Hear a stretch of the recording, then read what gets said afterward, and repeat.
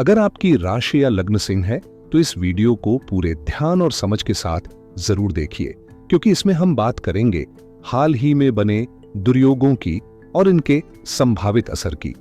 अभी जो ज्योतिषीय बदलाव हुए हैं, विशेष रूप से शनि का बड़ा गोचर, उसने कई प्रभावशाली योगों और साथ ही कुछ चुनौतीपूर्ण दुर्योगों को जन्म दिया है।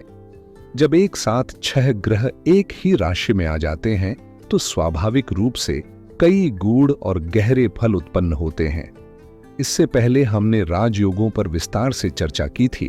अगर आपने वो वीडियो नहीं देखा है तो पहले उसे जरूर देखिए, ताकि आप संपूर्ण चित्र को बेहतर ढंग से समझ सकें। अब बात करें दुर्योगों की, तो उनमें सबसे प्रमुख है सूर्य और शनि का संयोग, जो संघर्ष योग का संकेत देता है। यह एक ऐसा योग है जो जीवन में टकराव, आंतरिक असंतुलन या वरिष्ठों से मतभेद की स्थितियां पैदा कर सकता है। इस स्थिति में हमें न केवल अपने व्यवहार में संतुलन बनाए रखना है, बल्कि मानसिक स्थिरता और आत्मसंयम भी बहुत जरूरी है। इस वीडियो में हम विस्तार से समझेंगे कि इन दुर्योगों के क्या वास्तविक प्रभाव होंगे, उनसे कैसे निपटना है और इस दौरान हमें अपनी रणनीति और जीवन शैली में कौन से बदलाव लाने चाहिए, ताकि हम नकारात्मक प्रभावों से बचकर सकारात्मक दिशा में आगे बढ़ सकें। जब सूर्य और राहु एक साथ आते हैं तो एक विशेष ग्रह स्थिति बनती है, जिसे हम ग्रहण योग कहते हैं, और इसका असर जीवन के कई पहलुओं पर गहराई से देखा जा सकता है।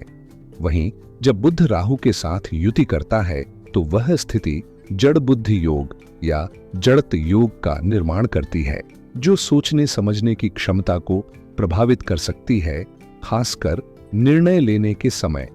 इसके अलावा शुक्र और राहु की युति से बनता है लंपट योग, जो भोग विलास की ओर अधिक आकर्षण पैदा कर सकता है। शुक्र की यह स्थिति स्वयं में भी प्रभावी होती है, लेकिन जब राहु और शनि साथ होते हैं तब जो श्रापित योग बनता है वह सबसे तीव्र और रहस्यमय प्रभाव देने वाला माना जाता है। इसे पिशाच योग के नाम से भी जाना जाता है, जो जीवन में अनचाहे भय, भ्रम या मानसिक अस्थिरता का कारण बन सकता है। कुल मिलाकर 5 प्रमुख दुर्योग बन रहे हैं, जिनमें से हर एक की अवधि अलग अलग है और प्रभाव भी भिन्न।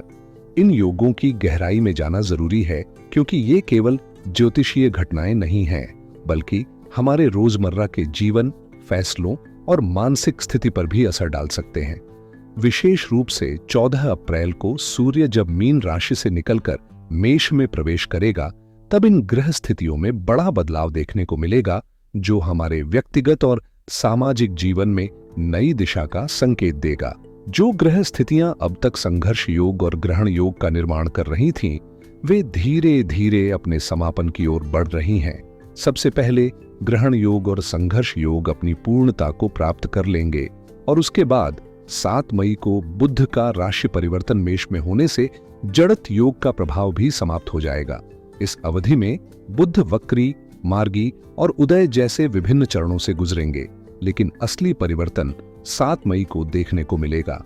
वहीं शुक्र 31 मई को राशि बदलेंगे, लेकिन राहु पहले ही 18 मई को अपनी स्थिति परिवर्तित कर लेंगे, जिसके चलते राहु शुक्र से बनने वाला लंपट योग और राहु शनि से उत्पन्न होने वाला श्रापित योग भी खत्म हो जाएगा। इन 5 दुर्योगों की अपनी अपनी समय सीमा है और हर एक का असर अलग अवधि तक महसूस किया जाएगा। लेकिन एक और महत्वपूर्ण पहलू यह है कि केतु की दृष्टि इन स्थितियों पर पड़ रही है, जो इन दुर्योगों को और अधिक गहराई और प्रभावशीलता दे सकती है। इस पूरी ग्रह यात्रा को समझना इसलिए जरूरी है क्योंकि यह केवल खगोलीय घटनाएं नहीं, बल्कि हमारे सोचने के ढंग, फैसलों, संबंधों और मानसिक संतुलन पर सीधा असर डाल सकती हैं।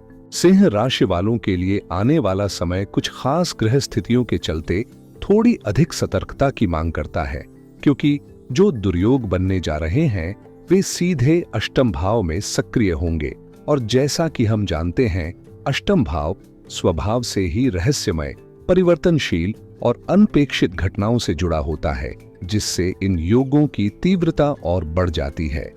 इसके अलावा इन योगों में शामिल ग्रह सिर्फ एक ही भाव के स्वामी नहीं हैं, बल्कि 3-4 अलग अलग भावों का प्रतिनिधित्व करते हैं, जिससे प्रभाव भी बहुआयामी होता है। उदाहरण के लिए सिंह लग्न वालों के लिए सूर्य खुद लग्नेश हैं और उनका प्रभावित होना आत्मबल, निर्णय शक्ति और नेतृत्व क्षमता को सीधे चुनौती दे सकता है। साथ ही इन ग्रहों का असर आपके धन भाव, तृतीय भाव, पराक्रम, सप्तम भाव, संबंध और अष्टम भाव, गूढ़ परिवर्तन तक फैलेगा। इन सभी क्षेत्रों में संतुलन बनाए रखना बेहद जरूरी हो जाएगा, क्योंकि अगर हमने समय रहते अपने कदम नहीं साधे तो इन दुर्योगों का प्रभाव रिश्तों, आर्थिक स्थिति और मानसिक शांति तीनों पर पड़ सकता है। तो चलिए अब आगे जानते हैं कि इन स्थितियों में आपको क्या संभावित फल मिल सकते हैं। लेकिन उससे पहले यह समझना जरूरी है कि सबसे बड़ी सावधानी यही है, हर कदम सोच समझकर और धैर्य के साथ उठाया जाए। जो लोग लॉटरी, जुआ, सट्टा या किसी भी तरह के अति जोखिम वाले आर्थिक गतिविधियों से जुड़े हुए हैं, उनके लिए आने वाला समय विशेष सावधानी की मांग करता है। अगर आप इन रास्तों से पैसा कमाने की कोशिश कर रहे हैं तो फिलहाल थोड़ा रुक जाना ही समझदारी होगी, क्योंकि वर्तमान ग्रह स्थितियां ऐसे कार्यों में अनचाही उलझनों या नुकसान की संभावना को बढ़ा सकती हैं। शेयर मार्केट से जुड़े लोग भी सतर्क रहें। हालांकि प्रभाव उतना तीव्र नहीं होगा जितना लॉटरी या सट्टा जैसे क्षेत्रों में देखा जाएगा। और हां, एक बात दोहराना जरूरी है, यदि आपने अभी तक राजयोगों पर बनी हमारी पिछली वीडियो नहीं देखी है तो जरूर देखिए। खासकर सिंह और कर्क राशि वालों के लिए वह बेहद उपयोगी साबित होगी। चैनल पर पहले से मौजूद उस सीरीज को देखने से आपको संपूर्ण परिप्रेक्ष्य मिलेगा कि कब और कैसे ये शुभ और अशुभ योग जीवन को प्रभावित कर सकते हैं।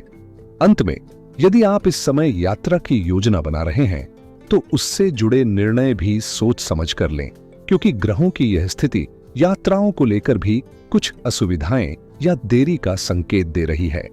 संक्षेप में कहें तो अभी का समय धैर्य, सतर्कता और विवेक से काम लेने का है। इस समय यदि आप यात्रा की योजना बना रहे हैं तो पूरी सतर्कता और तैयारी के साथ ही कदम बढ़ाइए, क्योंकि छोटी सी चूक भी अनचाही परेशानियों का कारण बन सकती है।